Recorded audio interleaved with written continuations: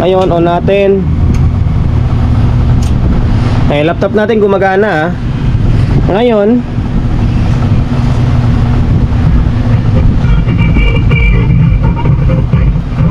okay, alam ko na. Dito sa isang channel, mukhang control lang problema. Next natin itong LX20. LX20 na naman. Pasensya na kung gagawa ako ng content ng ganito. Siyempre, kahit paano, di ba? Para makapagbigay idea tayo sa inyo. And then may dokumentaryo tayo.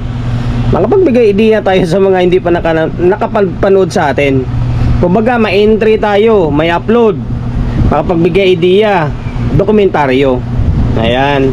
Ace na LX20, walking client natin ito. Bali, nagawa ko na ito. Siguro, mga nasa almost 3 years na. Okay, 3 years sa take note ha. Ako nagsasabi kasi ako kung nagawa. Di nagawa, kung hindi ko pa nagawa. Ito nagawa ko na ito dati. Kasi, ayan o, palatandaan o, may fuse na siya o. Mga nasa around 3 years na. Kasi higit 2 taon na ako dito sa may shop ko na bago eh. Ginawa ko to doon pa sa dating shop pa natin. Okay? Ace na LX20. Ang pinaka-issue nito, sabi ni Bossing, parang wala daw yata audio, ano man. Ngayon, tayo na lang bahala. Kaya mapapansin nyo, puro na agyo. Ayan. Salamat kay Ace. Ay, nagkabit na tayo ng speaker. Dalawa yan. Okay, dalawa. Tapos, dalawang input. Ito, pinatong lang muna natin dito sa may kakatapos natin gawin na call sound. Natamad pa ako mag-angat eh. Ngayon, on natin.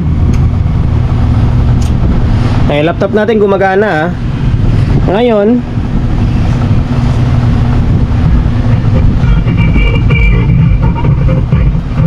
okay, alam ko na. Dito sa isang channel, mukhang control lang problema. Ayan o. Mukhang control lang ito.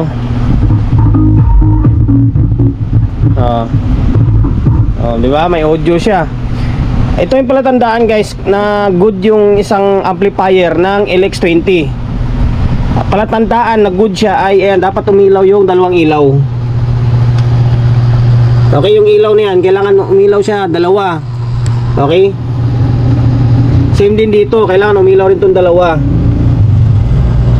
Ayan, kapag umilaw yung dalawang ilaw niyan, meaning good yung amplifier mo. Okay? Kung wala pa ring audio yan, na umilaw yan, maring sira yung control or dito sa may input buffer. Pero sa senaryo natin na ito, control lang ang problema kasi may audio siya oh. Kailangan mo lang siyang isintro. Ayan. Okay. Ang ginawa natin dito nung nakaraan, bali salo din natin to eh kasi galing mahirap din kasi magpinto eh. Basta ginawa natin dito ay ni-repair natin. Tapos naglagay na tayo ng fuse yan oh. Yan, may fuse na siya. Tapos naka-fix bias na yan. Ayan, naka-fix bias. Isa na isa, ito. Tsaka yan. Diba? Akalain mo mabot na siya ng 3 years. Kaso nga lang, kahit ako guys, aminado ako sa pagdating sa control, na yung control ngayon medyo hindi na siya pang matagalan. Okay, hindi na siya pang matagalan. Ngayon, ito yung control nyo. Yan, ginawa natin dito ay master volume ito eh. Master volume ito, nilagay natin. Diba, 8 pin yung master volume. Ginawa ko dito ay ginawa ko siyang mono. Okay, pinarallel ko yung 3 paa na nakahilira. Pinarallel ko dun sa loob para magiging mono siya. Kaso wala, sira na naman.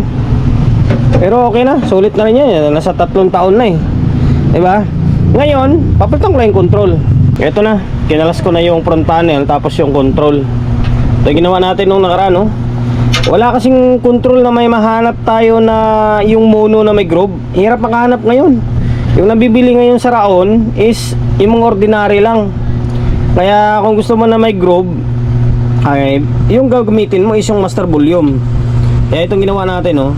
Piningot natin tong isa, piningot natin tong yung pang kanya, yung ano ba? May groove ba ito? Ay, parang kwan talaga ito no? Yung mono na stereo na may groove pala talaga ito. Ginamit ko rito. Pero pwede yon yung 8 pin, pipungutin mo yung pinakadulo niya, yung sa may loudness. Tapos iparallel mo yung 6. Ayan, para magiging mono siya. Kaso lang 50 magiging 25k siya na pwede. Okay, pwede yan. Ayan, meron naman tayo ritong 10k. Kaso wala ring groove yung ginagamit natin, tapos naka half moon pa yun. Ano kaya palit natin ito? Master volume na lang siguro palit natin ulit dito. Or sige, maghanap ako ng medyo maganda-gandang klase na mono. Okay. Ayan. Sira agad, no? Pero mabot din sa mga almost 3 years eh. Mabot din siya ng mga 3 years. Palitan ko na ng control. Yung ginamit natin dito ay yung kwan lang, yung ginagamit natin na pang mga integrated lang dito, stereo. Tapos ginawa natin, nilagyan natin siya ng, pinatakan natin ng kunting langis dito sa loob. Ayan, para magiging oil base siya, para di siya ganun kagad matuyo. Okay, hindi naman sana yung master volume dito, pero ito na lang ginagamit natin. Same lang din naman yung kwan nito, yung quality nila. Eh kumabot lang ng mga 3 years, 4 years ulit to, di pwede na. Ayan, mono ito na, ay stereo na ginawa natin mono. Papansin nyo, ayan, diba? Pinagsama lang natin yung dalawang paa dito. Pagsamahin mo, dalawang paa, pagsamahin, dalawang paa, pagsamahin. Ayan, para magiging mono siya. 50k equivalent ng 25k ito. Mas malakas yung bigay nito na audio. Okay, yan lang diskarte natin. Ngayon, balik natin, tingnan natin kung ano magiging kalabasan nito. Siyempre maging normal na yan. Naibalik na natin yung front panel. Ito, buhay na nga siya, oh. Yan, para mabilis ang video lang ito, ah. Pinalta natin, ha, kaso wala ng groove ito. Okay lang naman. Yung pakiramdam lang naman maiba dyan. Dalawang control natin. Okay, tapos ito, natin na i-brush natin o natanggal natin yung mga agyo kahit pa paano, luminis-linis na. Okay, laptop natin gumagana mula kanina. Ngayon,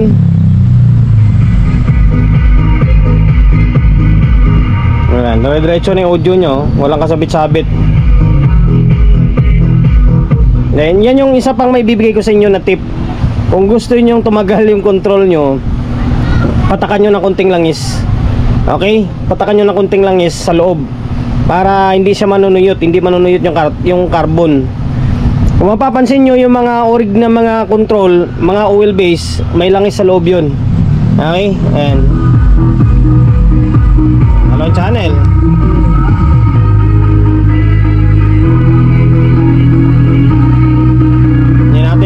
Hindi natin maitutudo kasi magpo-protect siya, naka-valve kasi tayo eh. Natamad na ako magto 20.